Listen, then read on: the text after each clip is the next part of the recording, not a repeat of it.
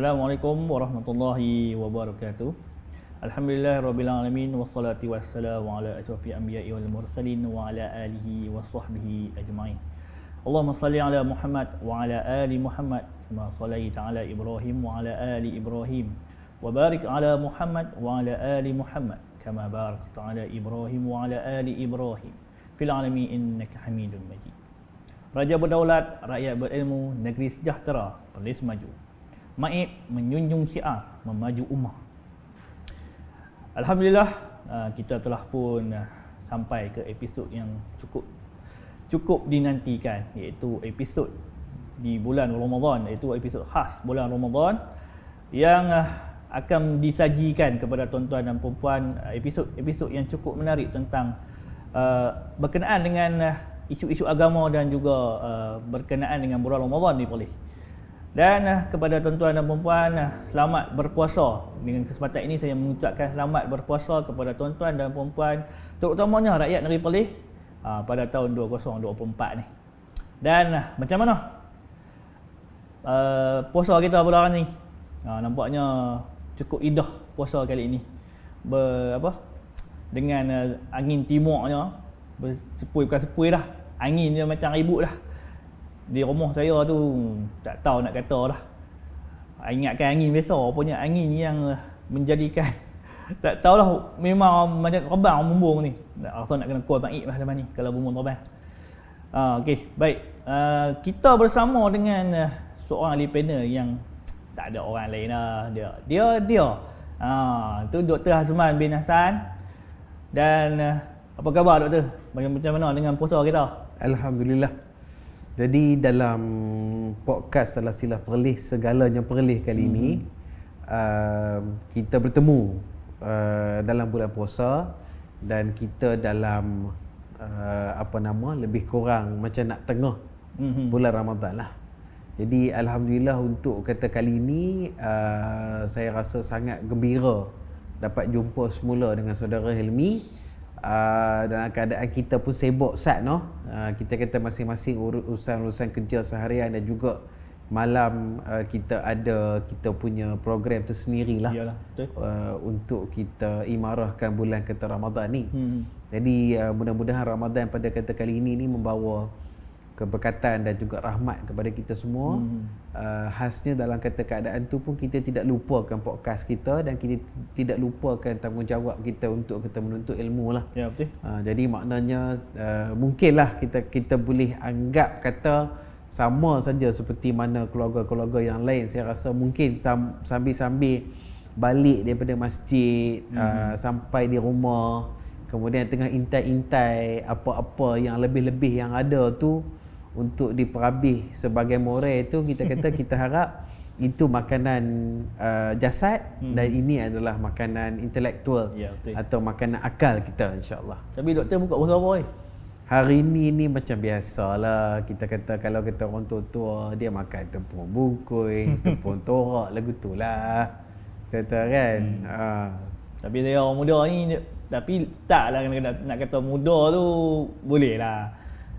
Dia rutin untuk bulan puasa ni saya lebih berminat untuk makan nasi ulam. Nasi ulam bersama dengan tu sayur keladi. Tu memang tu. Tak apa. Tapi kita bukan hari-hari lah. Dok. Jenuh tu hari-hari. Hari-hari pun tak apa asalkan mampu kan. Jenuh buat tu. Tak, kita kata orang nak buat tu lah kan. Orang nak buat tu yang marah kita. Tapi saya rasa di samping nasi ulam, saudara Hilmi pun akan makan mac and cheese, boba, pizza dan macam-macam lagi lah. Dok tu. Makanan daripada timur dan barat dan utara dan juga selatan. Bulan puasa ni dia tak terangin kat tu. Dia tanya boleh. Dia tak mahu jenis ni barat ni. Dia mahu ke timur pula. Tak apa. Baik dah. Tajuk kita pada episod kali ni agak special, iaitu berkenaan dengan kenangan para mufti negeri Perlis yang telah meninggalkan kita. Maksudnya bukan meninggal, maksudnya dia ada dua perspektif lah. Maksudnya meninggal dunia satu, meninggalkan negeri Perlis untuk pulang ke negeri je. Maksudnya jangan anggap semua tu meninggal tu ataupun kembali ke rahmatullah lah, bukan macam tu. Dia ada dua maksud. Dan juga ada mungkin kita ni lah kita nak masuk sikit lah tentang rasional pemilihan tajuk kita. Ya. Iaitu berkenaan dengan mufti-mufti. Pada episod kali ini, rasional ni adalah berkenaan untuk menjelaskan kepada tuan-tuan dan puan-puan tentang senarai dan juga qadi besar dan juga mufti yang pernah bertugas di negeri Perlis. Dia mungkin kita tak tahu siapa yang pertama sampailah Loni. Loni kita tahu lah siapa dia, Dr. Asri Zainul Abidin. Dan doktor, saya nak tanya juga sikit lah. Ya. Apa yang dimaksudkan dengan mufti? Ya. Saya tidaklah kita kata pergi kepada perspektif fiqh atau usul fiqh untuk kata menjelaskan siapakah mufti. Tapi umumnya kita kata dalam konteks kita di Malaysia ataupun bagi orang Melayu, mufti ni adalah ulama yang telah ditetapkan biasanya oleh kata raja atau sultan yang kata memerintah sebagai ketua penasihat tertinggi dalam perkara-perkara berkaitan dengan hukum-hukum syarak. Ya, betul. Ya. Jadi dalam bahasa yang mudah ni kita nak sebut, kita kata lagu ni mufti ni dia merupakan seorang ustaz juga. Tetapi bukan semua ustaz adalah mufti. Ataupun lebih mudah kita nak faham kata kalau ustazah ni ada beribu-ribu, mufti ni bagi sebuah negeri khususnya di kita Malaysia hanya akan ada seorang saja. Bagi kata orang kata negeri tersebut mungkin ada seorang timbalan dan juga jabatan dia, tapi seorang saja yang akan menjadi mufti pada satu-satu masa, sehinggalah kita kata berlaku pertukaran ataupun persaraan dan juga sebagainya lah. Jadi maknanya beliau adalah merupakan autoriti. Bagi negeri Perlis khususnya, enactment Pentadbiran Agama Islam negeri Perlis tahun 2006 menyebutkan bahawa selepas dulu Yang Maha Mulia Tuanku Raja Pemerintah, mufti adalah merupakan pihak berkuasa tertinggi dalam hal ehwal penasihatan hukum syarak bagi kata negeri Perlis.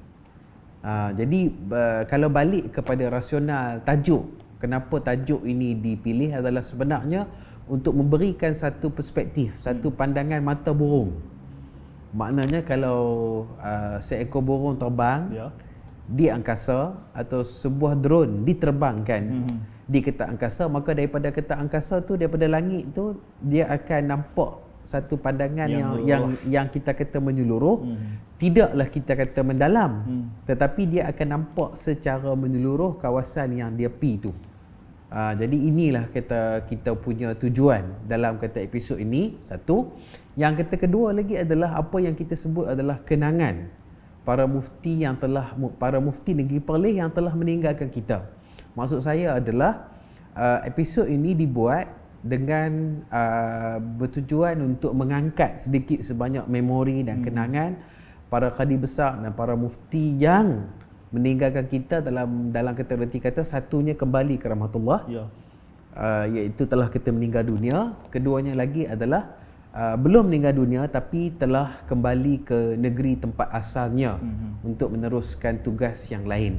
Ya, ini bermakna mufti negeri Perlis yang kita sekarang iaitu Sahibu Samaha Datuk Arif Perkasa Profesor Dr. Muhammad Asri bin Zainul Abidin yang telah menjawat jawatan mufti ini sebanyak 2 kali.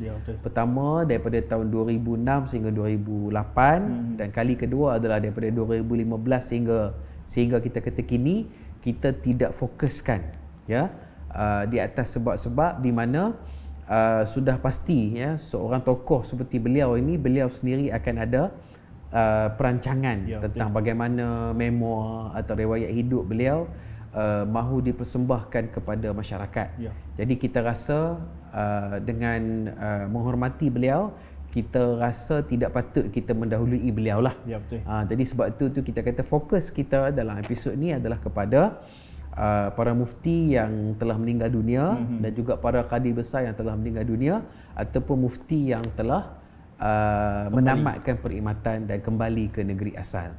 Jadi insya-Allah mudah-mudahan kita ada rezekilah untuk melaksanakan episod ini seperti mana tajuknya. Terima kasih doktor di atas penerangan ringkas yang telah dibuat. Tak ringkas juga, nampak macam detail tengok ni. Ya.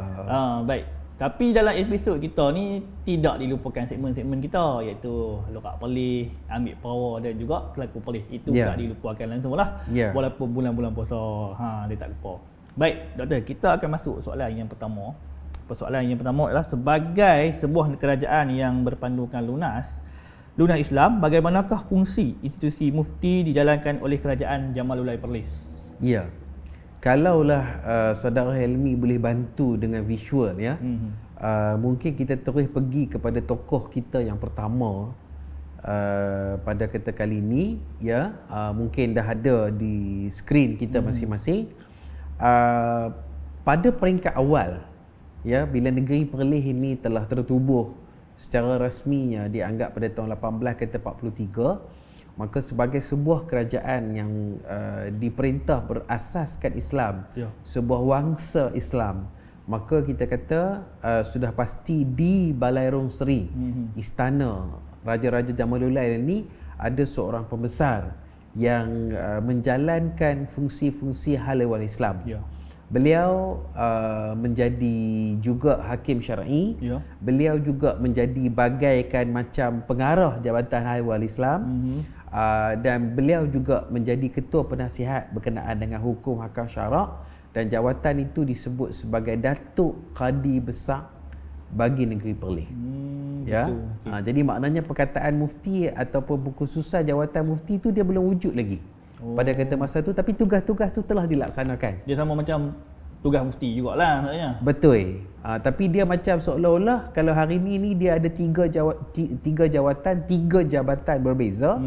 Pada zaman tu dia ada seorang pembesar saja menjalankan perkara-perkara tu, dan mungkin adalah pembantu-pembantu sedikit sebanyak, tapi tidak adalah sampai satu jabatan berasingan.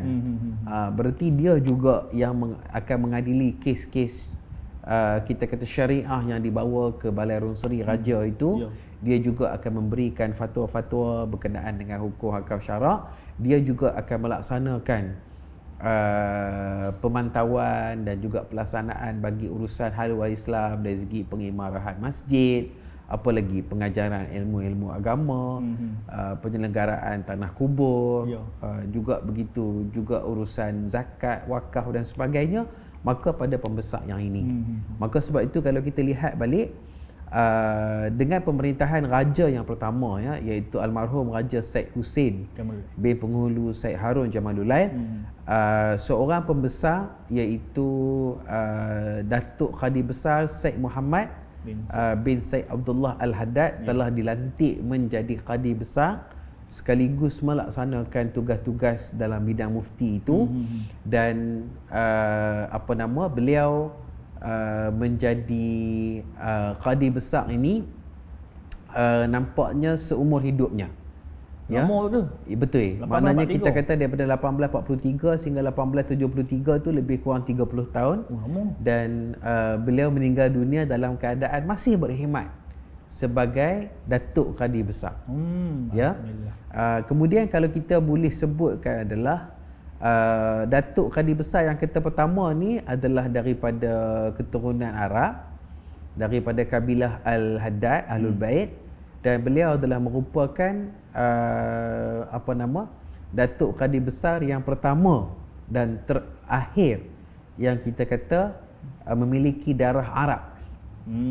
Maknanya selepas itu yang ada adalah kalau dia bukan Melayu pun dia semuanya adalah berasal daripada kata Nusantara lah.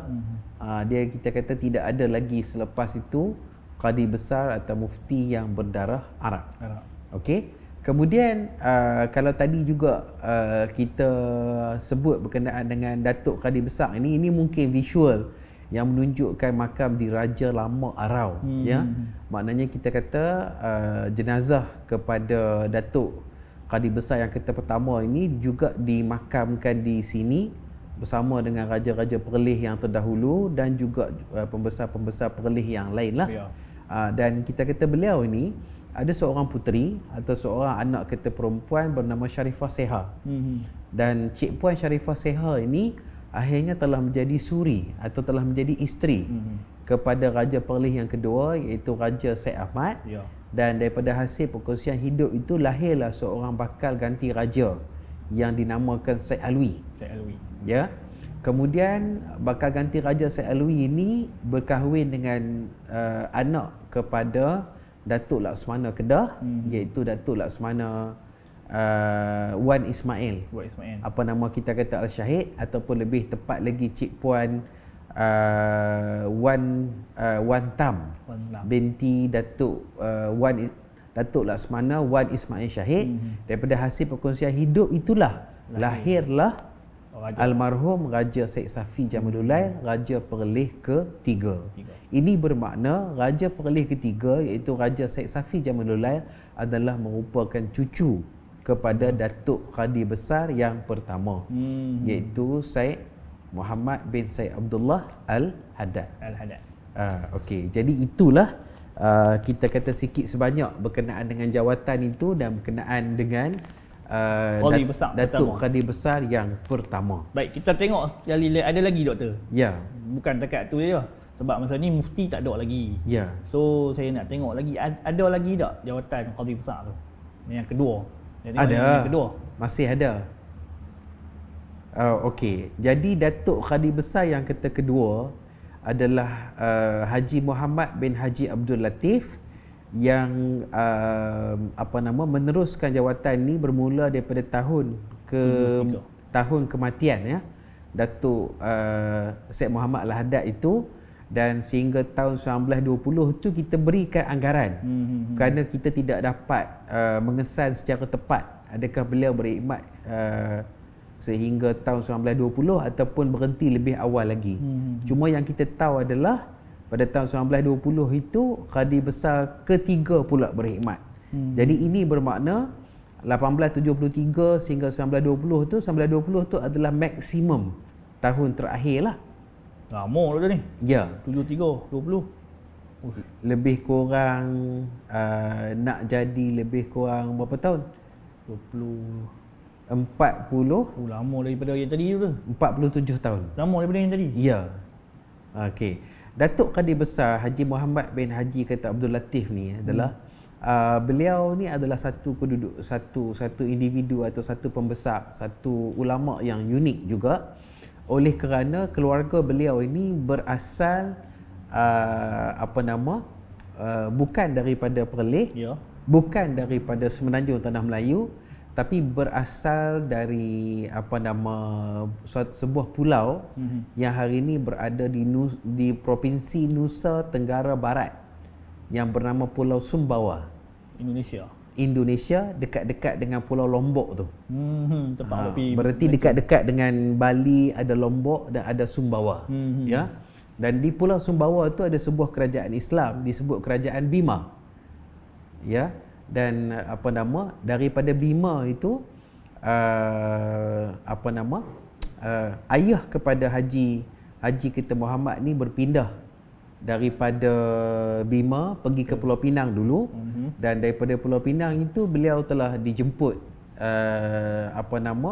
datang ke Perlis, dan beliau terima jemputan itu, dan dikatakan Haji Abdul Latif ini telah membuka sebuah pusat pengajian, pusat pendidikan pertama lah dalam format pusat pengajian pondok yang dikatakan didirikan di tebing sebuah sungai yang kita jangkakan macam Sungai Arau lah, di Badak di Raja Arau. Dan daripada situlah kita kata lahirlah kita kata anak kepada beliau, iaitu Haji Muhammad bin Haji Abdul Latif bin Sheikh Amar. Ya.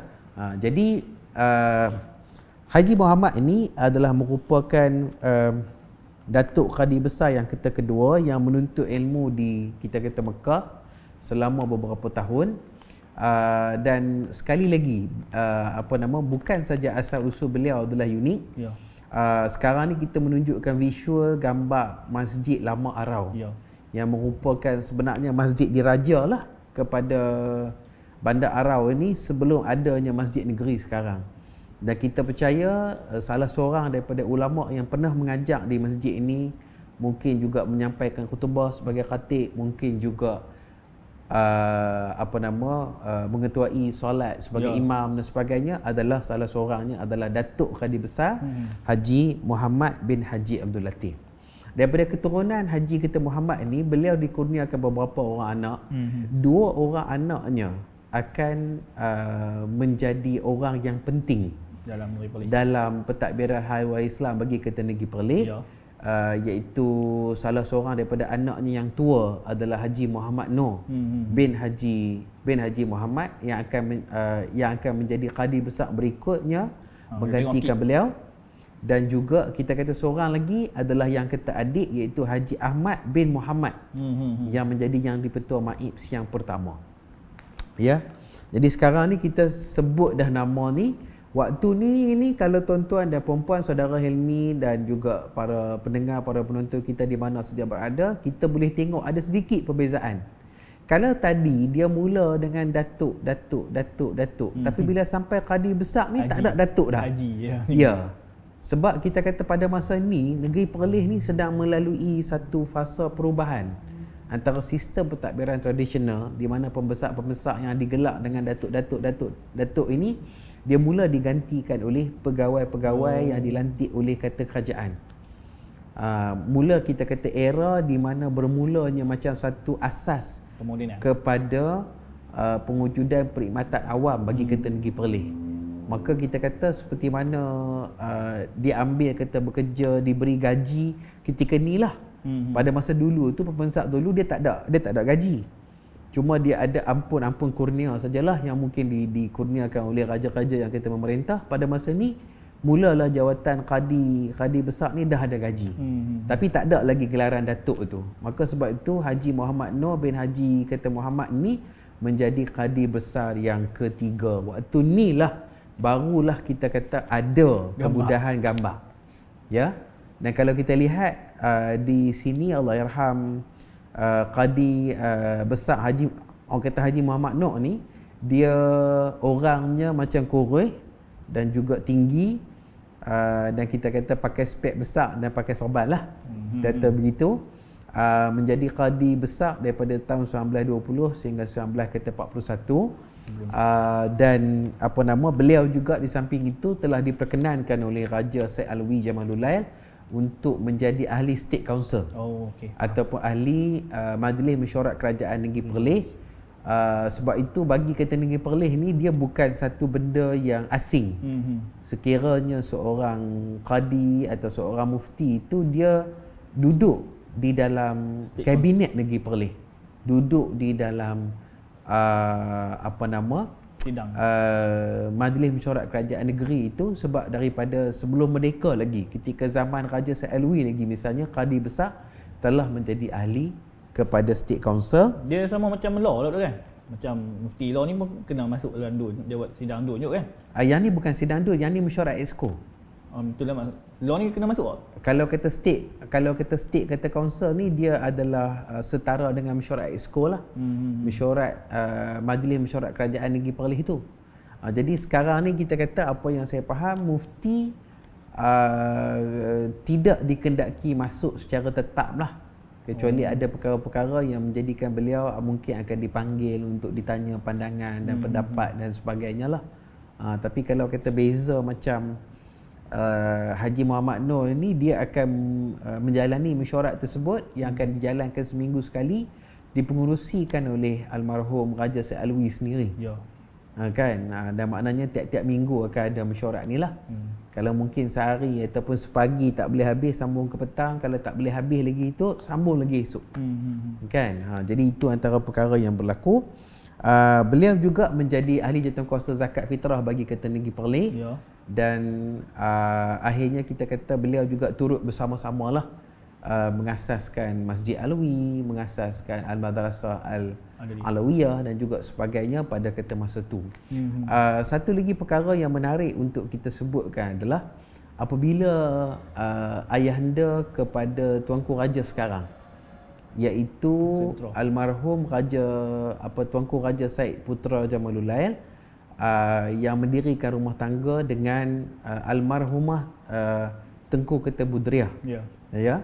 Sebab bila kita Tengku Budriah ini, dia kampung halamannya adalah di di apa nama kita kata Kota Baru, Ya, Kelantan. maka rombongan daripada Perlis, rombongan perkahwinan diraja daripada Perlis pergi ke orang kata Kota Baru tu, dicatatkan bahawa antara lain turut disertai oleh Haji Muhammad Noor ni. Oh, maksudnya pergi sekali lah dengan Dia pergi sekali bawa kata Tuanku Syed Putera ni untuk pi orang kata akad nikah di sana, lebih tepat lagi di Istana Seri Akar yang kedudukannya terletak di Kota Baru. Dan kejadian ni berlaku lebih kurang pada tahun 1921. Oh, Ketika berlaku apa nama? Berlaku kita kata perkahwinan tersebut lah. Ataupun kita kata pada tahun yang kita kata berlaku perkahwinan tersebut. Ya, ya. Kan? Jadi itu berkenaan dengan Haji Muhammad Noor, dan ada anak cucunya yang juga menjadi tokoh yang penting, juga menjadi salah seorang daripada menteri kabinet yang berasal daripada kita Perlis. Salah seorang daripada anak kepada Haji Muhammad Noor ni adalah Haji Khalid. Dan Haji kita Khalid ni mari duduk di Kampung Tok Paduka di Kangak, iaitu sekarang ni terletak di belakang Balai Bomba. Kangak dulu lah. Balai Bomba lama di kata Kangak lah, bukan yang baru. Kalau yang baru dekat-dekat Masjid Tunku Syed Putera kan, dekat-dekat RTM. Itu baru ni dah lama. Ni kita kata kalau kata Balai Bomba yang kata lama tu, dia berhadapan dengan Jaibs. Betul. Orang kata pada hari ni, maka di belakang Balai Bomba tu ada sebuah kampung bernama Kampung Sena Tok Paduka. Ya, maka Haji Khalid ni telah mendirikan rumahnya di sana dan duduk di sana. Salah seorang daripada anak Haji Khalid diberi nama Azmi bin Khalid adalah Tan Sri Azmi bin Khalid, yang pernah berkhidmat sebagai Menteri Dalam Negeri pun pernah, Menteri Pembangunan Lok Bandar pun pernah, dan Menteri Sumber Asli dan Alam Sekitar pun pernah juga. Dan juga selaku Ahli Parlimen kepada Perdana Besar. Kan? Jadi beliau adalah cucu kepada Kadi Besar ketiga, iaitu Haji Muhammad Noor bin Haji Muhammad. Baik.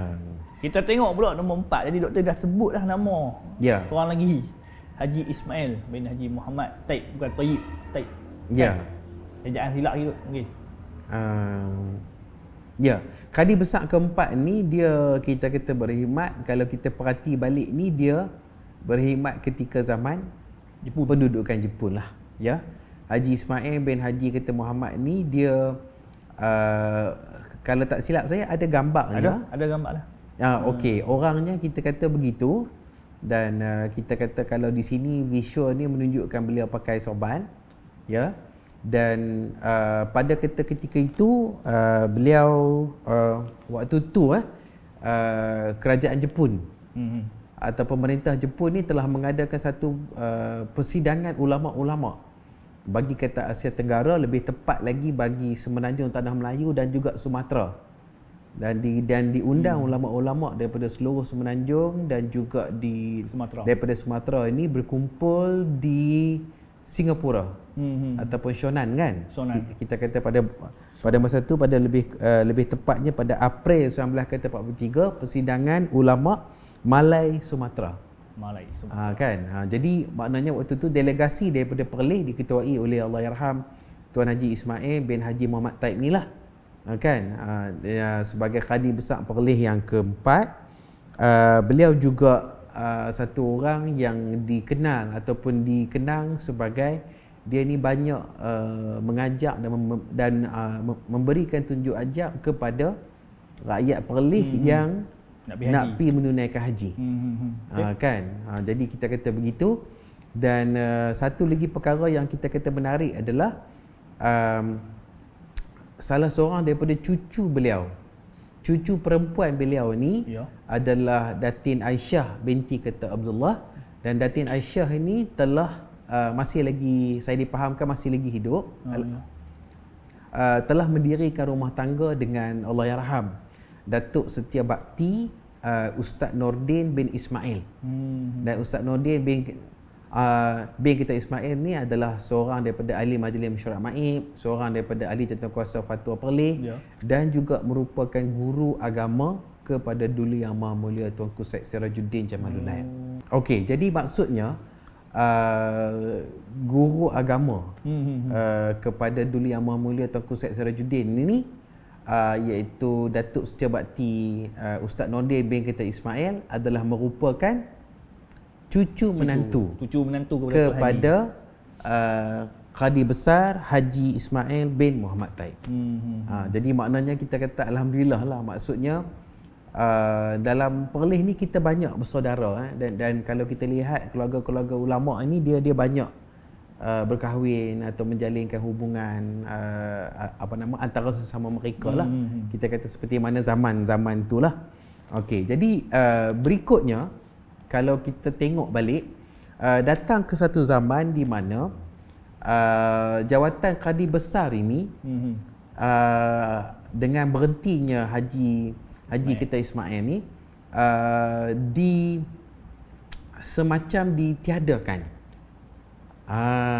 Jadi kita kata dia kita kata masa tu maksudnya adalah MAIPS, Majlis Agama Islam dan Adat Istiadat Melayu Perlis, yang telah ditubuhkan pada kita masa tu, berusaha untuk menyusun balik, mensistematikkan balik pentadbiran dan pengurusan hala wal Islam. Maka pada masa itu daripada tahun 1946 sehingga 1950, selama 5 tahun lebih kurang, yang ada adalah yang di-Petua MAIPS yang waktu tu disandang oleh Haji Ahmad bin Haji Muhammad, ataupun lebih masyhur sebagai Haji Ahmad Hakim saja.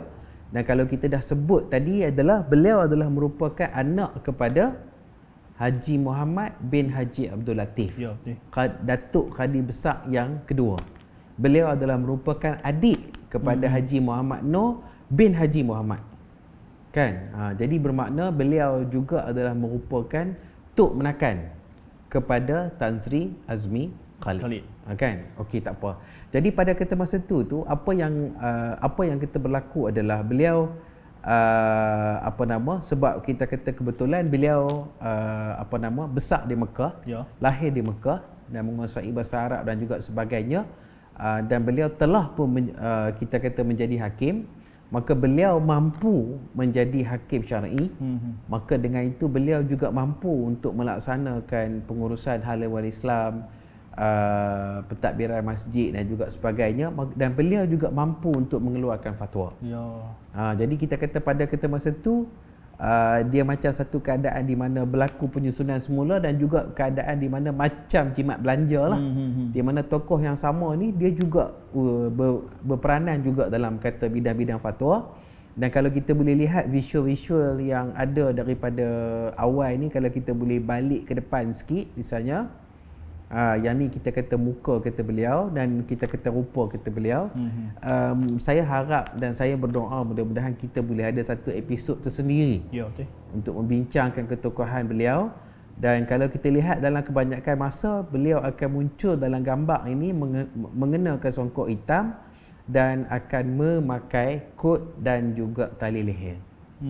Style macam Eropah sikit tengok. Dan bukan kita kata Eropah sebab kerja sebagai hakim itu.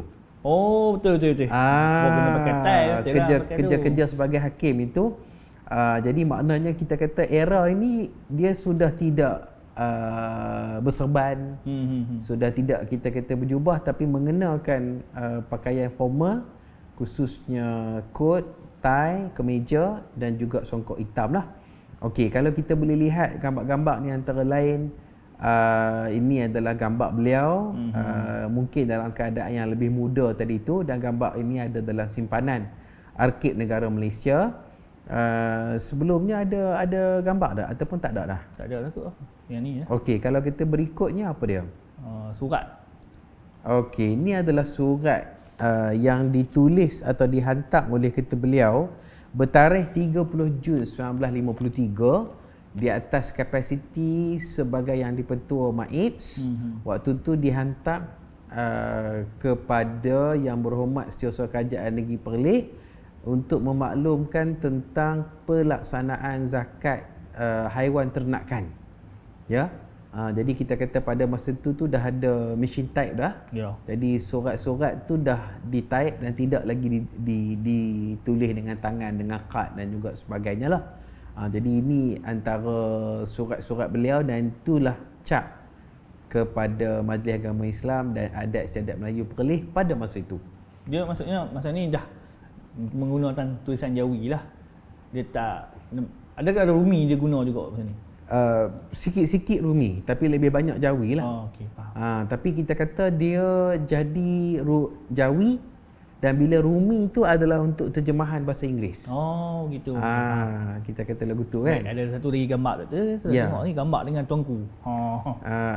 Saya rasa sebelum tu dia ada satu lagi gambar yang kita Maksudnya yang ni ya tu. ataupun sebelumnya. Cuba kita balik ke belakang. Yang ni. Okey.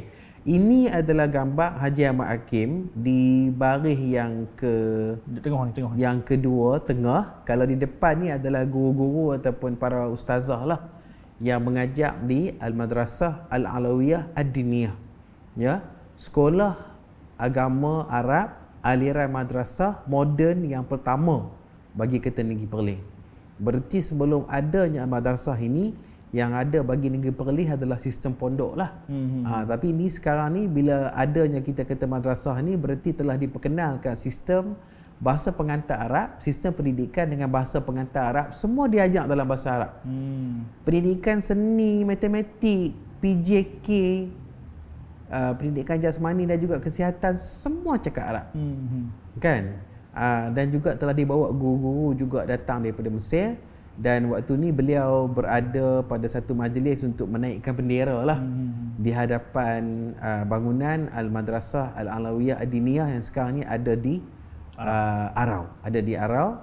Yang dikenali sebagai juga Al-Ma'ad lah sekarang ni. Yang sekarang juga disebut sebagai Al-Ma'ad. Tapi dulu bukan Al-Ma'ad. Dulu disebut Madrasah Al-Alawiyah saja. Ya, bersependa dengan nama Raja Said Alwi ya. Okey, yang tu kita dah tengok, gambar ni kita dah tengok surat. Okey, yang ni adalah gambar di mana Allahyarham ini sedang dianugerahkan darjah Johan Mangkunegara oleh almarhum Tuanku Syed Putra Jamalul Lail. Dan waktu tu almarhum sedang berkhidmat ataupun baru berkhidmat sebagai Yang di-Pertuan Agong yang ketiga. Tapi kita kata pada masa tu baginda telah berangkat balik ke Perlis sempena dengan hari kita kata keputeraan dan menganugerahkan pingat itu kepada Allahyarham Haji Ahmad Hakim lah. Jadi kita kata pada masa tu pakaian rasmi Yang di-Pertuan Agong ni belum siap lagi. Sebab maknanya di hujung-hujung baginda menjadi agung itulah baru ada macam baldu hitam dan juga sebagainya seperti mana yang lazim dia digunakan sebab oleh tak siap tu mungkin ya, yang ni saya tahulah sebab tuanku ni merupakan Yang di-Pertuan Agong yang terakhir bagi Persekutuan Tanah Melayu dan juga yang pertama bagi Malaysia 1963 sebab dia sebab tu dia jadi macam lambat sikit untuk siap baju tu mungkin. Sebab macam itulah. Dan juga Yang di-Pertuan Agong yang pertama dan terakhir bagi Singapura. Dia. Itu yang terakhir lah. Betul. Nah, 5 Singapura keluar. Betul. Kan. Jadi ini antara kenang-kenangan Haji Ahmad Hakim. Beliau lah Yang di-Pertuan MAIPS dan beliau juga berkebolehan dalam bidang fatwa. Baik, ada lagi satu ke?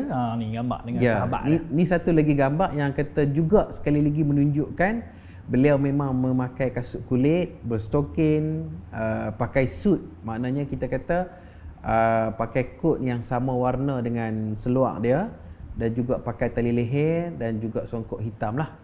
Jadi kita kata ini antara pakaian yang pada kebanyakan waktu kerja memang inilah pakaian Allahyarham Haji Ahmad Hakim yang merupakan Yang di-Pertuan MAIPS yang pertama dan arkitek di sebalik penubuhan MAIPS pada 1920.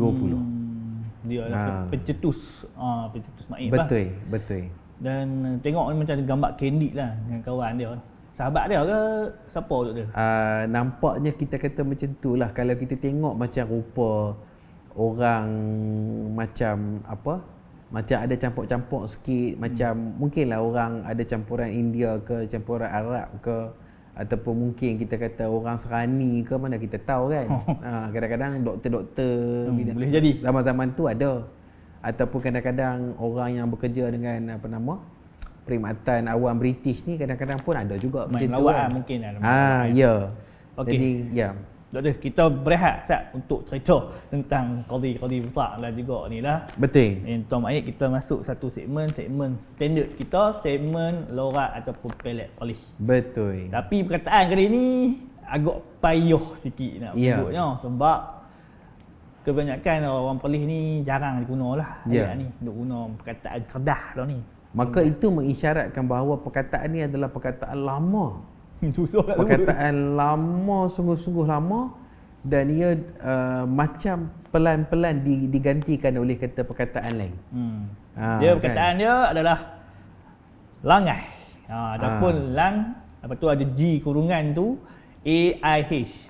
Ejaan dia macam agak lama sikit doktor. Maksud dia adalah bebas, tidak terganggu, cergas dan tidak hairan.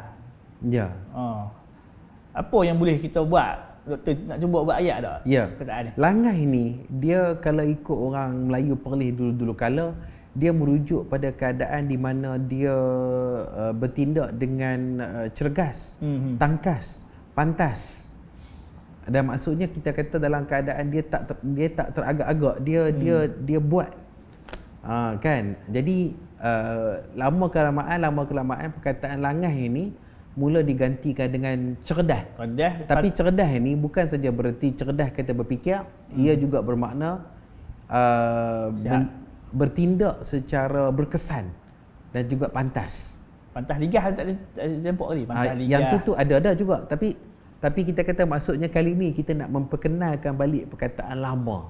Namanya ligah itu, dan dalam konteks institusi mufti dan juga kita kata mufti ni dia digelar sahibus samahah. Sahibus samahah ni berarti orang yang ada samah, orang yang ada toleransi, orang yang tinggi darjah tolak, orang kata tolak ansur dia. Berarti seorang mufti ni dia dijangkakan pada dia ni, dia macam juga seorang bapa dan seorang yang memiliki watak kita kata kebapaan, penasihatan dan juga sebagainya lah. Tapi pada masa yang sama, jika kita akur kepada keperluan pada zaman ni, kadang-kadang ada masanya seorang mufti atau tanggungjawab mufti ataupun jabatan mufti, dia kena langai juga. Dia kena bertindak tangkas juga. Mungkin ada isu-isu hukum syarak yang kena diselesaikan segera. Ada fatwa-fatwa dan panduan-panduan hukum yang kena dikeluarkan dalam kadar-kadar segera. Kan? Ataupun contoh kalau kita lihat dulu ketika kita diuji Allah SWT dengan COVID-19. Pada masa tu pun segala-galanya perlu dilaksanakan dengan cepat. Mungkinlah kita kata inilah masanya kita nak buat ayat. Okey, ayat saya pula. Saya ni mudah sikit, payah sikit nak guna ayat ni. Kalau ni panggil GIB ni mungkin buat lorak-lorak ni. Baik, kita guna satu perkataan ataupun ayat yang ada dalam kamus lorak polis, iaitu orang langas macam kau ni senanglah nak minta tolong buat kerja apa pun. Taklah nak anggoi dekat siapa pun. Susah kalau nak nyebut ayat ni kadang-kadang ni. Dia ke dalam sikit betul. Baik. Maksudnya adalah orang yang cergas seperti kamu ni senanglah hendak meminta tolong buat kerja apa sekalipun. Sesiapa pun tidak akan ambil tahu. Ayat dia gitu. Maksudnya anggoi dekat siapa pun tu, maksudnya siapa pun tak ambil tahu. Sebab dia tu cepat. Bergerak dengan cepat dan pantas. Dan otak dia ligat sikit ni kali ni. Maksudnya macam tu. Baik. Kita nak buat apa? Satu cukup. Kalau kata daripada saya pula misalnya lah, antara ayat yang saya boleh berikan sebagai contoh dalam konteks kita sebut berkenaan dengan mufti ni adalah kita kata contohnya ustaz jabatan mufti tu langai sungguh. Kita tanya soalan-soalan agama apa semua tu, dia pergi cari fatwa dapat terus.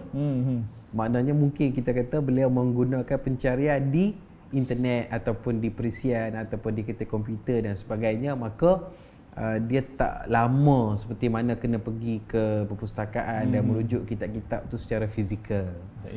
Dia ada dah soft copy apa kan. Jadi kita kata langai itu dia boleh jadi mungkin juga dengan bantuan pelbagai peranti dan gadget dan sebagainya lah. Boleh jadi, itu boleh jadi. Okey, satu cukup lah, selesai Ayat ni, perkataan ni payah sikit. Ya, sebab dia klasik. Lalu kali. Sebab kita tadi kan mula daripada raja yang pertama Yo. Datuk Kadi Besar pertama, kedua, Kadi Besar ketiga, Kadi Besar keempat, yang di-Petua Maib yang pertama.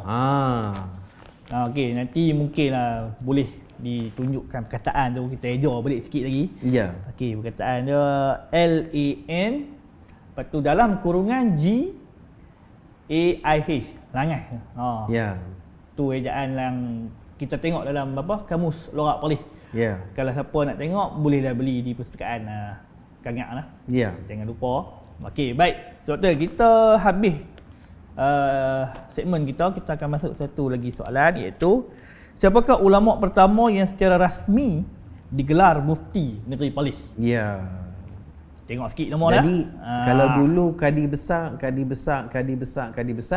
akhirnya buat pertama kali, ya, ulama Perlis pertama yang digelar sebagai mufti diberi nama Syekh Mahmud bin Mat Saman. Syekh Mahmud bin Mat Saman waktu tu adalah merupakan ulama pertama yang bertindak sebagai mufti, berkhidmat daripada tahun 1950 ke 1970. Ya. Tak ada pun 20 tahun juga. Lama tu kan? Jadi pada masa dulu-dulu tu lama. Pada kedudukan ni. Dan kalau kita lihat balik, beliau ni mengenakan macam-macam pakaian. Tetapi antara lain tidak kekok lah untuk seorang mufti bagi kata negeri Perlis sejak zaman tu lagi, untuk memakai kod, tie, memakai songkok, dan sangat kurang untuk memakai serban. Walaupun bukan tak ada, tapi maknanya kurang. Kalau selepas beliau tu lagi kurang pakai serban. Kan? Walaupun kadang-kadang ada juga, bukan tak ada, ya. Mungkin kalau kita boleh tengok visual, okey. Di dalam gambar ini menunjukkan gambar guru-guru dan juga mudir bagi Madrasah Al-Alawiyah Ad-Diniyah. Di tengah-tengah sekali ataupun yang tiga dari kiri adalah almarhum Raja Syed Alwi. Ya. Dan di paling kiri sekali itulah Syekh Mahmud bin Mat Saman, juga memakai kod dan pakai tie dan pakai tali leher ketika beliau menjadi mudir, Guru besar lah menjadi guru besar kepada Al-Madrasah Al-Alawiyah Ad-Diniyah. Kalau kita bercerita tentang beliau adalah merupakan pada jangkaan saya, saya pun tak dapat nak pasti 100%, tapi saya jangka adalah beliau merupakan antara perintis, kalaupun bukan rakyat Perlis terawal yang pergi ke Universiti Al-Azhar di Kota Mesir, dan beliau telah bertolak ke Mesir itu seawal tahun 1927. Awal lagi lah. Ya, kemudian bila beliau duduk di sana lama, maka sebab itu tu kita kata bila dia balik dia digelar sebagai syekh. Yang itulah asal mula perkataan syekh tu. Bukan dia tu beranak ataupun lahir ke dunia tu dia ada perkataan syekh, tidak. Dia bukan keturunan tapi syekh kerana dia duduk lama di Kota Mesir, mengaji lama di Kota Mesir itu, maka dia digelar sebagai syekh. Dan dia letakkan pada namanya lah. Ya. Kan? Dan kalau kita tengok balik ada satu visual di hujung, ada satu kitab yang beliau tulis, walaupun kali ini kita tak dapat nak membahaskan apakah kandungan kitab tersebut, tetapi dalam kitab Jawi ini ada dicap dengan kita kata rubber stamp, satu cap dalam tulisan Rumi yang menulis Mahmud S L Perlisi. Ya, di mana Mahmud itu adalah Syekh Mahmud, S berarti Muhammad Saman. Kan?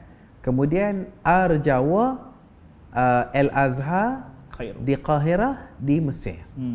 Kan? Jadi maknanya kita kata di samping beliau juga ada kita mengarang kitab, ini antara nama yang digunakan, dan beliau tidak melupakan identiti Perlis itu, L Perlisi itu. Kan? Okey. Arab dia sebut Perlisi. Betul. Baik ni. Jadi kalau kita balik, kita kata ke depan sikit lagi, misalnya ya, ini adalah gambar beliau juga sekali lagi dengan tali leher dan juga dengan songkok hitam. Kemudian daripada guru kepada Madrasah Alawiyah beliau menjadi apa nama, orang kata guru besar. Daripada guru besar beliau menjadi mufti. Dan saya dimaklumkan oleh orang-orang yang pernah berjumpa dengan beliau, beliau juga ada pandangan yang kritis, khususnya kepada orang-orang yang mengaitkan diri dengan nasab Nabi Muhammad SAW. Ya. Jadi kemudian apa yang kita tahu juga, apa yang kita dimaklumkan juga adalah beliau merupakan tokoh yang berjiwa besar. Maksudnya mudah bergaul dengan orang, mudah kita kata berkawan dengan orang, dan orangnya adalah sangat kita kata tawaduk. Sebab itu ketika zaman itu beliau menjalinkan kerjasama yang sangat rapat dengan dua orang ulama yang sezaman dengan beliau, iaitu Allahyarham Syekh orang kata Abu Bakar Asy'ari, yang ketika itu menjadi imam kepada Masjid Alwi. Dan kemudian sikit selepas itu datang lagi seorang lagi ulama, iaitu Syekh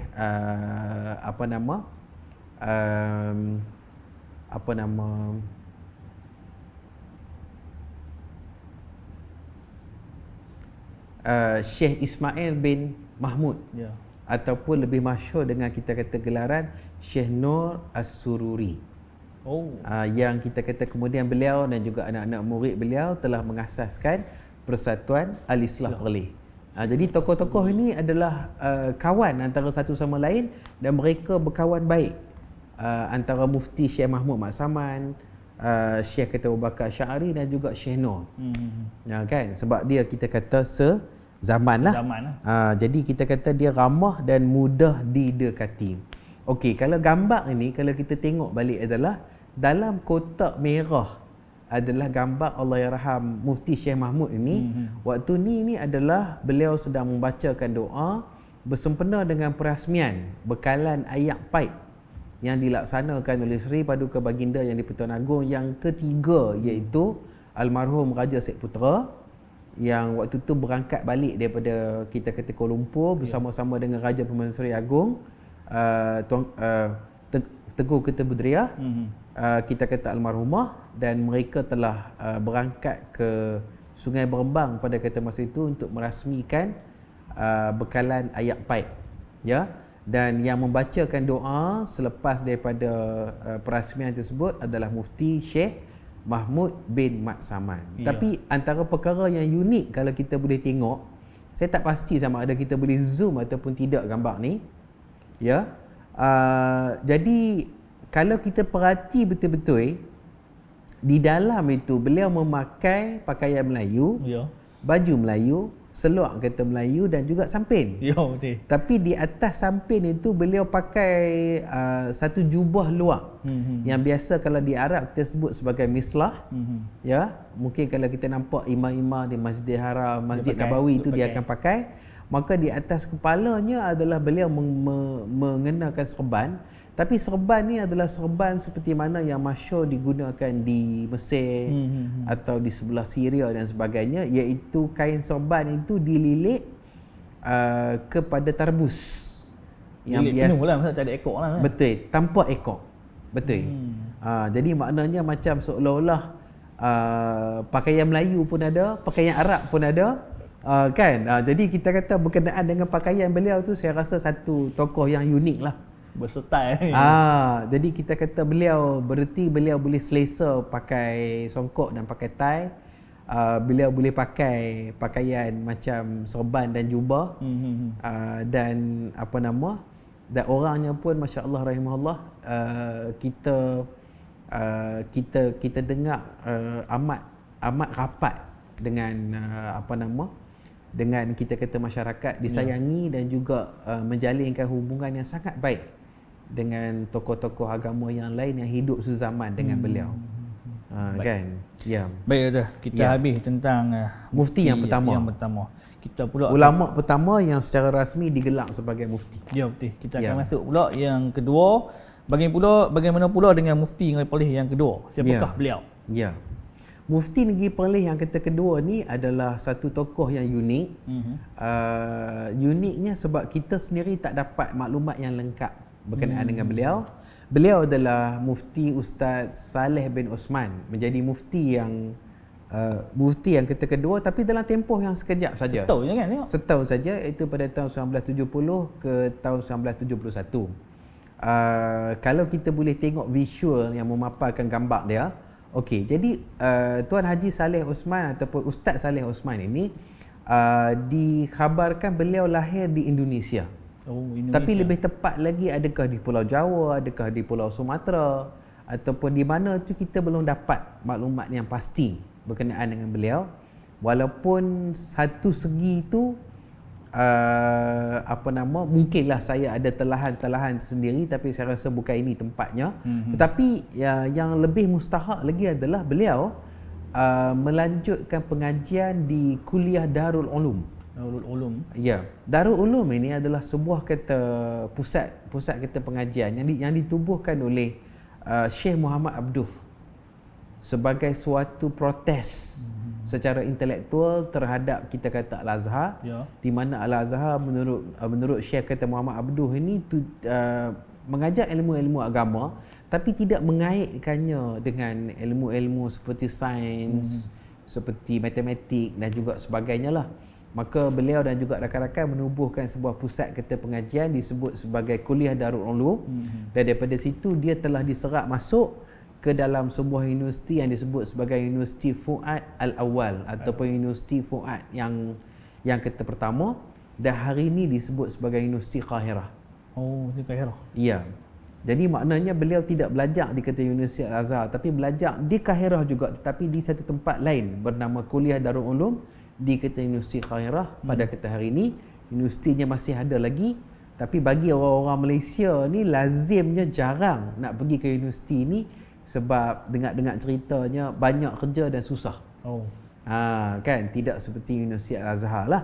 Tapi maksudnya daripada kita Mesir itu beliau telah disunting atau beliau telah dipinang, telah dilamar untuk mari bekerja di Perlis. Maka di mana lagi melainkan di kata Madrasah Alawiyah Ad-Diniyah.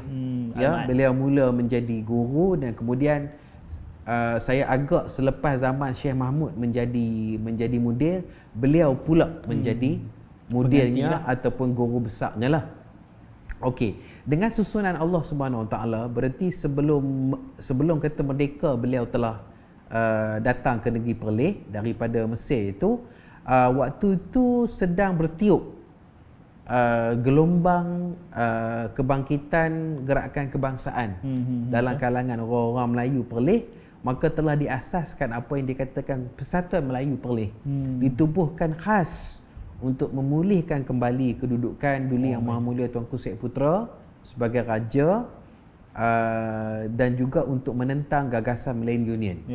Pada masa itu juga kita kata Persatuan Melayu Perlis telah diundang untuk ke satu kongres pertubuhan-pertubuhan Melayu yang diadakan di Istana Besar di Johor. Orang kata Johor Bahru, betul. Dan kita kata wakil bagi kita negeri Perlis tu adalah Syekh Ahmad bin kata Muhammad Hashim, Tan Sri Syekh Ahmad, yang kemudian menjadi Menteri Besar Perlis pertama yang dilantik menerusi kita kata pilihan raya. Dan juga Ustaz ataupun Tuan Haji Saleh Osman ini, dia telah mewakili Perlis ke kongres ini, Kongres Pertubuhan-Pertubuhan Melayu Setanah Melayu, pada 11 Mei 1946.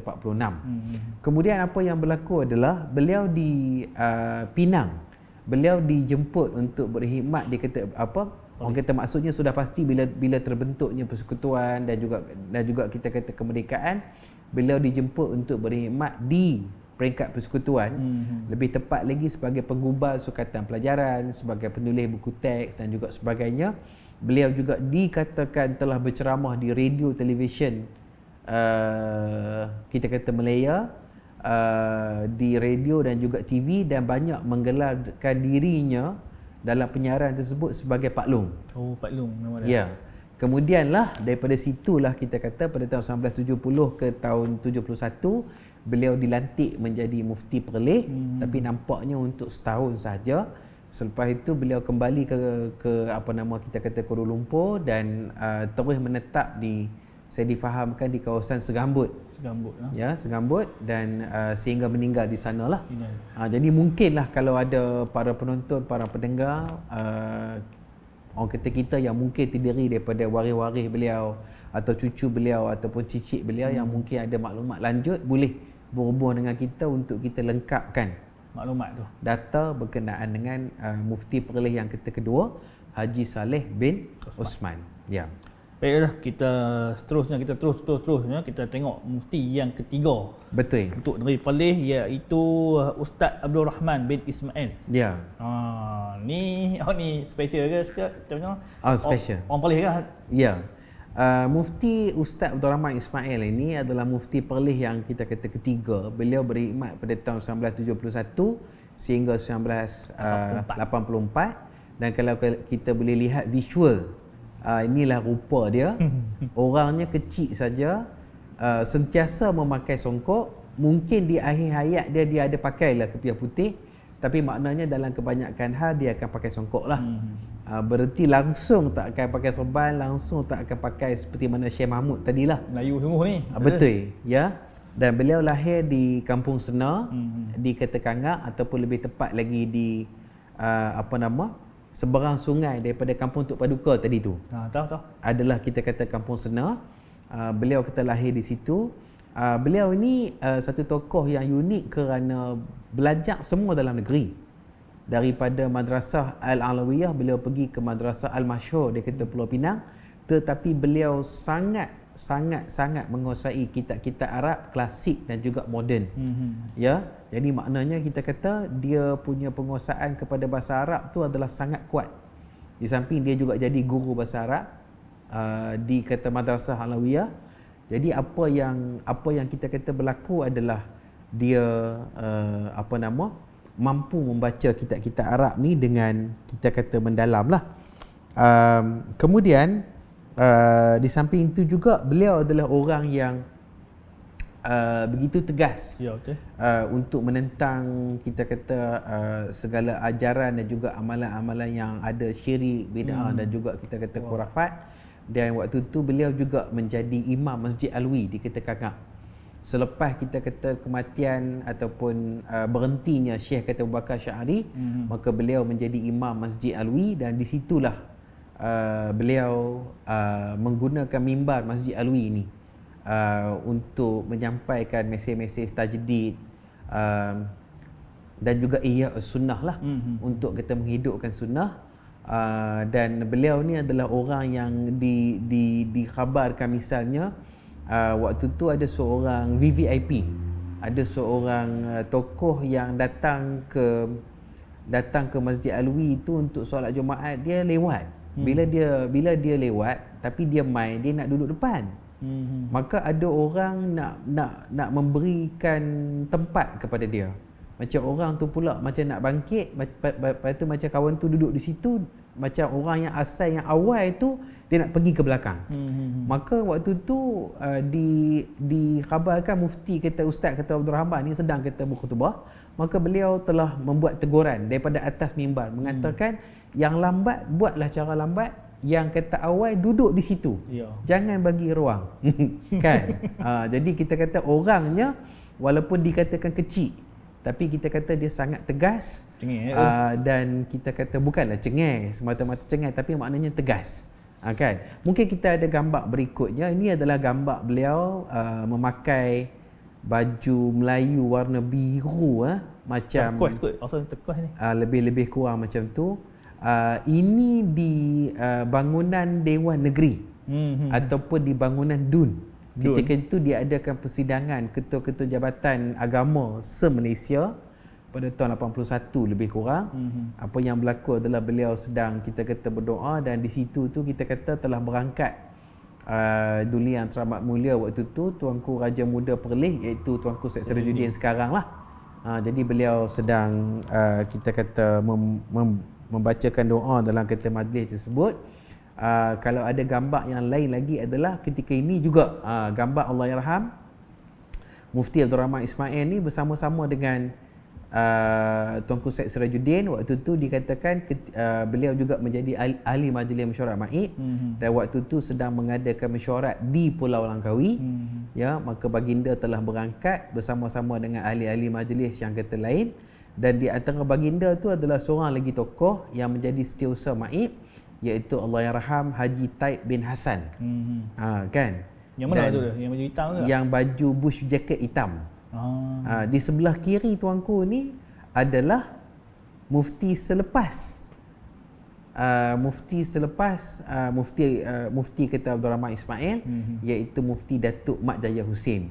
Ketika mudanya lah. Muda ke tu tengok kan muka? Ya, semua ni kita kata masih lagi muda. Waktu tu beliau saya jangka sudah bersara daripada menjadi mufti, tapi masih lagi berkhidmat sebagai imam Masjid Alwi dan juga ahli majlis mesyuarat Maid lah.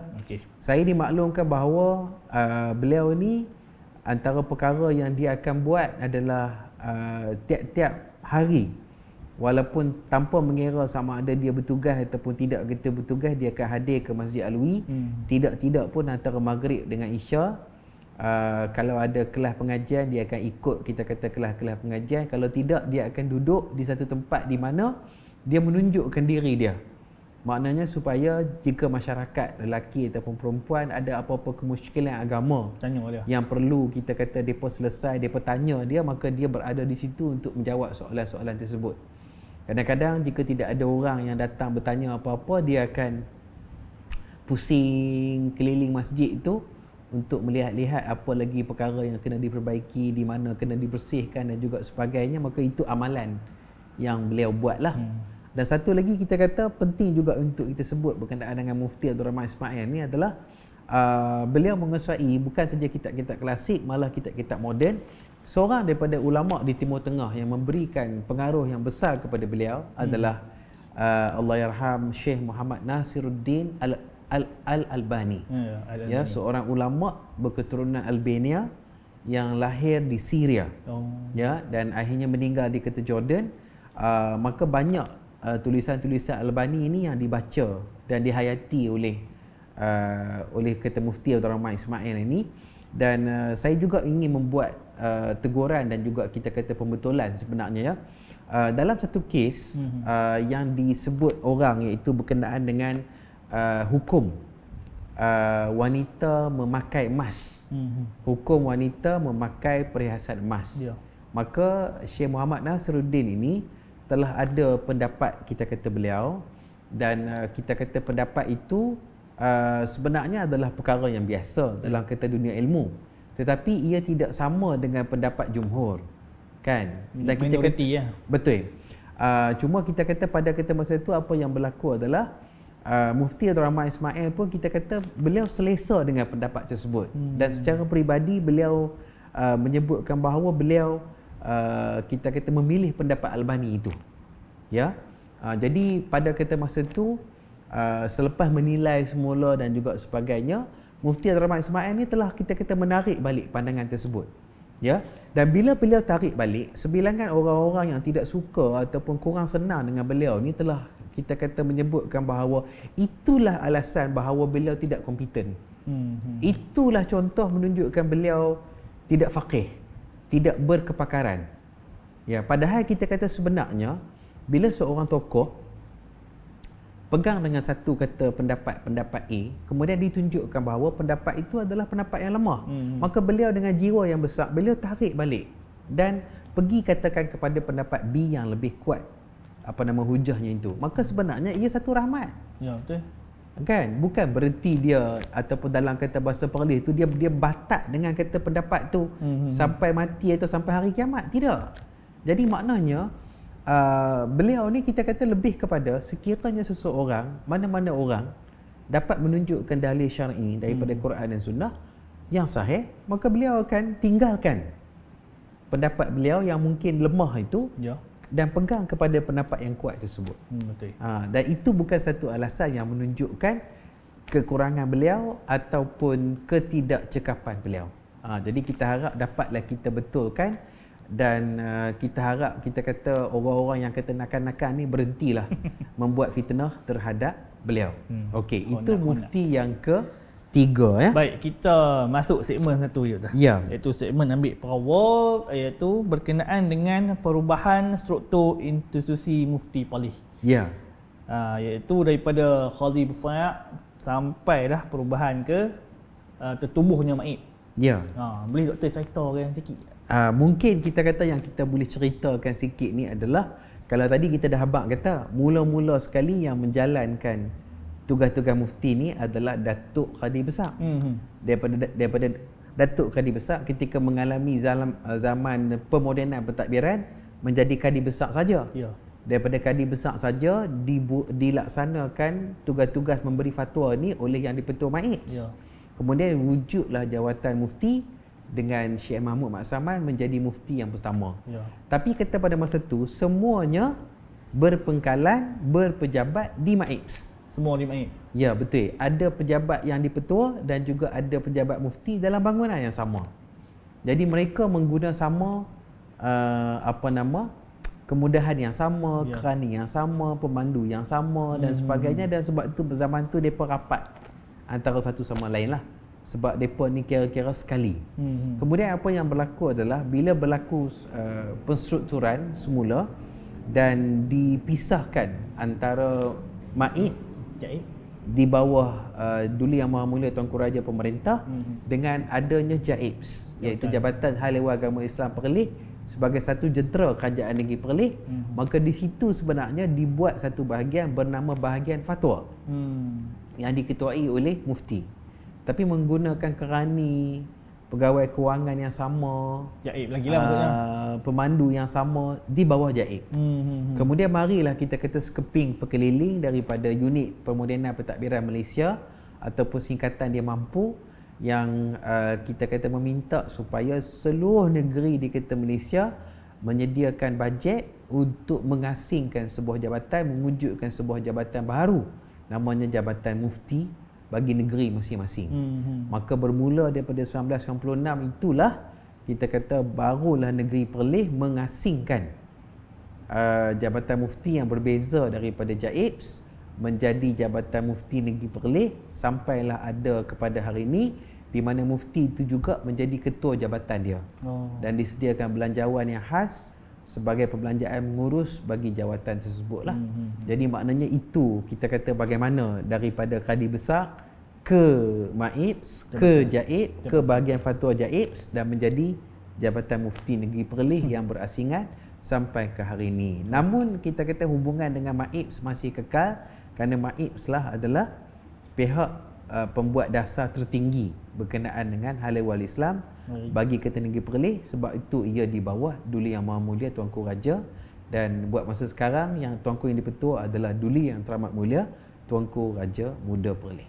Baik doktor. Terima kasih di atas penceritaan yang Ya. cukup indah dan cukup menarik tu. Ya. Baik, kita masuk satu lagi iaitu mufti yang ketiga Negeri Perlis.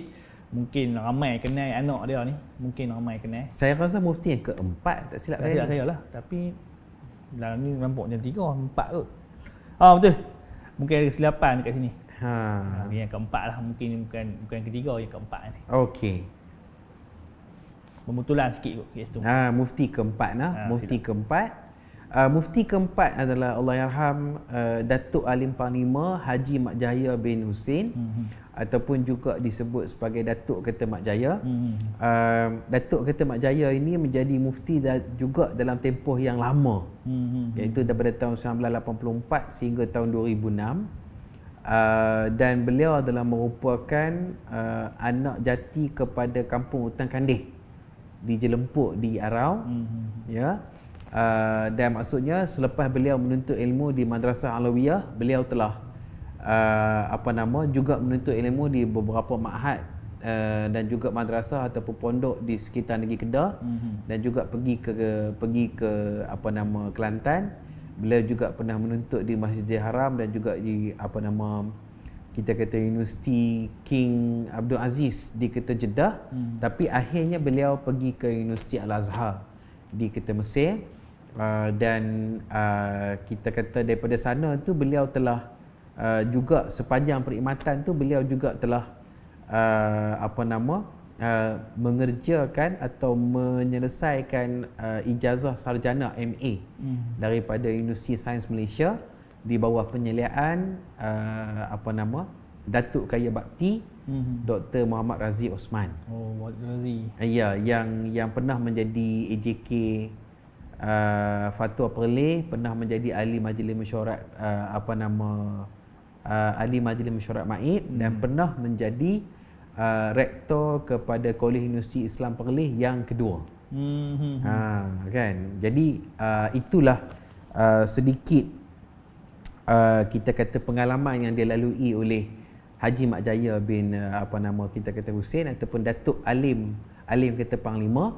Ini adalah gambar di mana beliau diziarahi oleh Perdana Menteri yang ke-6 Datuk Seri Najib, dan di belakang itu adalah isteri beliau iaitu Datin Naimah binti Ketua Jaafar. Datin Naimah ni masih lagi berbakti kepada MAIB dan masih lagi menjadi ahli majlis mesyuarat MAIB lah. Merupakan satu-satunya kaum hawa ataupun kaum kata wanita yang masih yang kata menjadi wakil wanita dalam majlis mesyuarat MAIB sehinggalah kita kata ke hari ini. Dan itu Datin kita Naimah Jaafar ataupun isteri kepada Datuk Mak Jaya ini. Kemudian kita juga rasa perlu untuk menyebutkan bahawa ketika zaman Datuk kita kata Mak Jaya, fatwa-fatwa yang dikeluarkan oleh Jawatankuasa Syariah itu ataupun nama lama Jawatankuasa Fatwa itu adalah Jawatankuasa Syariah, dia juga diberikan acuan oleh beberapa tokoh yang sezaman dengan kita beliau, iaitu tak lain tak bukan adalah guru kepada Tuanku Raja Pemerintah kita ataupun guru pada Tuanku Syed Sirajuddin sendiri, iaitu Allahyarham Datuk Kaya Bakti Ustaz Nordin bin Ismail.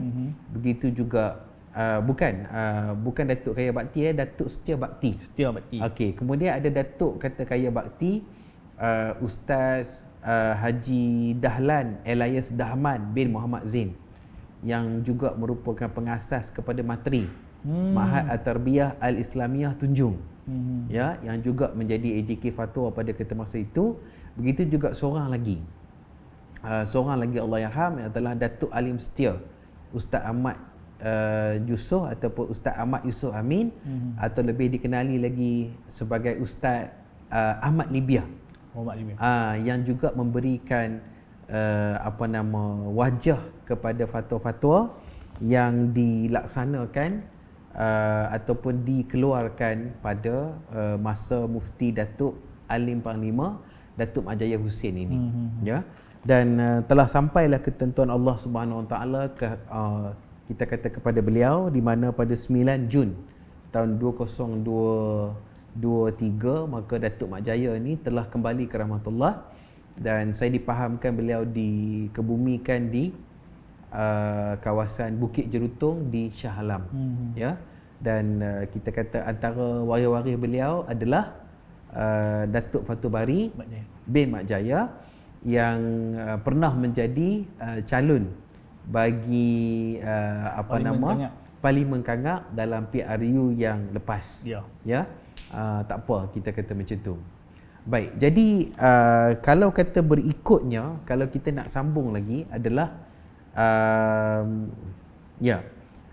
mufti pada tahun 2006 sehingga tahun 2008 adalah juga mufti yang bermula pada 2015 sehingga sehingga sekarang, ya. Dan kita sebut tadi di awal mengapa kita tidak huraikan dengan lebih lanjut, ya, kerana mungkin kita perlu ada beberapa pemerhatian yang supaya paparan itu lebih tepat lagi. Tapi kita paparkan gambar saja. Waktu ni masih lagi Dr. Muhammad Asri Zainul Abidin, sebab belum dapat gelaran lagi. Tapi kita kata itulah yang berlaku pada tahun 2008 sehingga 2006 sehingga 2008. Berikutnya datang lagi mufti yang ke-6. Ke-6 tadi, iaitu Mufti Datuk Mursyid Diraja Dr. Juanda bin Jaya. Ya. Kalau tadi kita sebut, kita kata ada kadi besar daripada keturunan Arab seorang, yang lain-lain itu semua adalah daripada keturunan Melayu. Datuk Mursyid Diraja ni seorang bumi putera Muslim juga, Tetapi lebih tepat lagi beliau bukan Melayu. Tepat lagi beliau bukan Melayu kerana secara beliau adalah daripada etnik Melanau. Melanau ya. Dan beliau berasal daripada Igan di Mukah di Sarawak. Dan beliau telah melanjutkan pengajian di sekolah menengah kebangsaan agama Sibu dan kemudian pergi ke Kolej Islam Kelang. Daripada Kolej Islam Kelang beliau melanjutkan pengajian di Universiti Al-Azhar dan pulang ke tanah air dan menyelesaikan masters dan juga PhD di Fakulti Pengajian Islam Universiti Kebangsaan Malaysia UKM Bangi. Okey. Daripada situlah beliau kata kemudiannya berkhidmat di Jabatan Mufti Sarawak, Jabatan Hari Agama Islam Sarawak. Kemudian pada tahun 2009 sehingga 2014 beliau telah dijemput untuk menjadi mufti Perlis. Ya, kita kata pada masa itu. Dan beliau berkhidmat selama 5 tahun. Ya. Selama 5 tahun dan akhirnya dianugerahkan gelaran Datuk Mursyid Diraja oleh Duli Yang Maha Mulia Tuanku Syed Sirajuddin. Dan selepas beliau tamat perkhidmatan sebagai kata mufti Perlis, dan kalau kita lihat inilah antara gambar-gambar yang ada majlis yang dilaksanakan pada 16 April 2014. Sebenarnya gambar yang penting itu adalah gambar di depan di sebelah kanan. Tiba-tiba saya tak pasti kenapa ada gambar-gambar yang lain, tapi tak apa. Duli Yang Maha Mulia Tuanku Syed Sirajuddin pun ada, Duli Yang Teramat Mulia Tuanku Syed Faizuddin Putra pun ada. Tapi apa yang kita berlaku adalah selepas beliau bersara sebagai mufti Perlis, rupa-rupanya beliau telah memulakan karier dalam bidang politik. Oh, dia yang politik. Ya, jadi beliau telah menjadi yang berhormat atau lebih tepat lagi kepada adun kawasan Jemoreng. Juga di Igan di kita kata Mukah. Daripada pilihan raya itu sampailah hari ini sudah beberapa penggal dah kita kata alhamdulillah. Dan beliau kini menjadi timbalan menteri di Jabatan Premier Sarawak, yang lebih tepat lagi untuk portfolio integriti dan juga ombudsman. Ya. Dan bagi negeri Perlis beliau masih lagi menyumbang bakti sebagai ahli Majlis Mesyuarat MAIPS yang insya-Allah saban kali beliau akan hadir untuk menghadiri pelbagai mesyuarat MAIPS dan juga program yang dilaksanakan. Ya. Jadi saya rasa inilah kita kata satu pembentangan secara selayang pandang tentang kenangan para mufti negeri Perlis yang telah meninggalkan kita, sama ada meninggal dunia ataupun meninggalkan negeri Perlis kerana pulang ke negeri asalnya. Baik. Terima kasih dah di atas penjelasan yang panjang lebar dah sampai ke suduh banyak mufti-mufti kita. Ya. Dan juga tadi saja saya letak gambar tu, naknya ada satu seorang gambar tu. Tahu siapa dia? Agak-agak siapa dia? Saya tak tahu siapa dia, tak apalah. Yang tu tak penting. Tak apa, kita masuk segmen terakhir kita iaitu Kelaku Perlis. Ya. Kelaku Perlis ni kita memfokuskan tentang prihatin dengan tokoh-tokoh tempatan yang berjasa ataupun jasa-jasa tokoh tempatan yang ada di Perlis. Ya.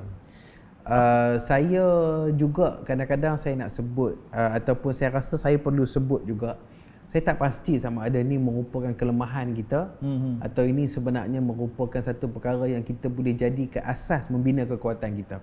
Sebagai contoh, bagi sebuah negeri yang berjiran dengan kita, dia ni tak ada satu jalan, tak ada satu bangunan, tak ada satu sekolah, melainkan sekolah, bangunan dan jalan itu dia akan namakan dengan nama-nama tokoh-tokoh dia. Nama-nama raja-raja dia, nama-nama pembesar-pembesar dia dan juga sebagainya, penuh di binaan sekolah, pada nama bangunan, pada jalan dan juga sebagainya. Keadaan itu dia tak sama bagi kata negeri kita. Bila tak sama bagi kata negeri kita tu, jadi ia boleh jadi keadaan di mana seseorang tokoh itu mungkin lebih cepat dilupakan. Kan? Tapi kalau kita tengok balik, sekiranya dinamakan dengan nama tokoh tertentu pun, sesebuah sekolah itu contohnya, tetapi orang setakat sebut, tapi orang pun masih lagi tak pergi cari sebenarnya siapa beliau ni. Ya, betul. Pun kita kata cuma sekadar sebut sajalah. Kan? Jadi orang kata dalam kita segmen ni saya kata kita menyerulah sebagai kelaku Perlis untuk semua rakyat kita Perlis kita ni, kita kata prihatin berkenaan dengan tokoh-tokoh setempat, berkenaan dengan sumbangan mereka dan signifikan mereka. Kalau kadang-kadang kita lah yang lebih berhak untuk kita mengetahui tentang kita mereka, kerana mereka ni senegeri dengan kita dan mungkin satu kampung, satu mukim dengan kita lah. Ya, mungkin. Maka carilah sumber yang sahih, dapatkanlah maklumat berkenaan dengan mereka, maka insya-Allah kita kata untuk tujuan penerangan kita kepada para pelawat, para kita pelancong akan menjadi lebih tepat lagi. Dia bukan pakai jadi ambil ataupun kita mulalah mereka cerita tu, mereka cerita ni yang mungkin besar kemungkinan tidak betul pun. Takut kan? betul lah doktor. Jadi marilah kita biasakan yang betul dan betulkan yang biasa. Kan? Okay. Baik. Terima kasih doktor di atas segmen kelaku Perlis. Kita tengok sikit muka mufti kita yang sekarang ni. Kita boleh tengok sikit kan Datuk Mufti Datuk Arif Perkasa, Prof Dr Muhammad Asri Zainul Abidin. Ya. Kalau mungkin ada yang tak kenal lagi, kita tengok sikit muka. Ni sebab dia dah dapatlah gelaran Arif Perkasa, sebelum ni dapat doktor saja kan. Ya.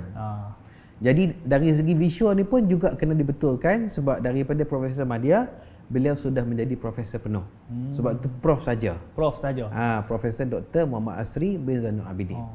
Jadi maknanya kita kata itulah sebabnya kita dok anggap kata mudah-mudahan ada perancangan bagi pihak beliau untuk kita kata menyusun riwayat hidup ataupun memoir dan juga sebagainya, dan kita anggap kita kata perspektif beliau itulah yang paling tepat.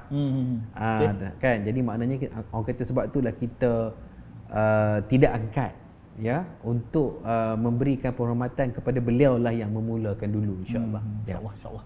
Terima kasih doktor untuk episod yang kali ini cukup menarik tentang senarai dan juga jasa-jasa mufti-mufti Perlis yang memberi kenangan mereka yang berada semasa mereka menjawat jawatan tersebut. Dan di akhir ini saya ingin mengucapkan terima kasih sekali lagi kepada doktor di atas meluangkan masa bersama-sama kami, dan kita selalulah tak boleh pergi mana lah, kita doa ya lalu. Dan saya mengucapkan terima kasih kepada paling utama sekali adalah Maib yang memberikan jalan dan juga ruang serta masa kepada kami untuk menjalankan podcast ini, dan tak lupa ahli paling kuat sekali di belakang itu iaitu Surah Sunnah yang sentiasa berdiri teguh untuk menjayakan live ini ataupun podcast ini. Dan kita tak lupa juga dengan tajuk seterusnya iaitu indahnya fiqh Ramadan di Perlis. Yang ni episod berikutnya. Ni episod berikutnya lah, indahnya fiqh Ramadan di Perlis. Ni akan membincangkan tentang fiqh-fiqhnya Ramadan. Mungkin ada tokoh-tokoh yang akan dijemput, insya-Allah. Dan kepada tuan-tuan dan puan yang belum follow, jangan lupa untuk follow. Tak besar tak ada. Mungkin ada yang tak tekan butang follow tu. Di Facebook Salah Silah Perlis 09, TikTok kita, Instagram, Spotify dan juga satu lagi saya lupa. Betul lah. Yang tu je lah. YouTube. Lupa YouTube. YouTube insya-Allah video-video sedang dimuat naik. Daripada episod 1 sampailah episod sekarang ni, insya-Allah dia akan diupload. Dan kepada tuan-tuan dan puan-puan, saya ucapkan terima kasih sekali lagi kerana setia bersama dengan Salah Silah Perlis daripada episod 1 sampai episod sekarang. Dan kita akan jumpa lagi di episod seterusnya. Dan jangan lupa selamat berpuasa, dan raya lambat lagi nak umur pun, kita ucap puasa dulu. Dan saya mengakhiri dengan ucapan Assalamualaikum warahmatullahi wabarakatuh. Waalaikumsalam.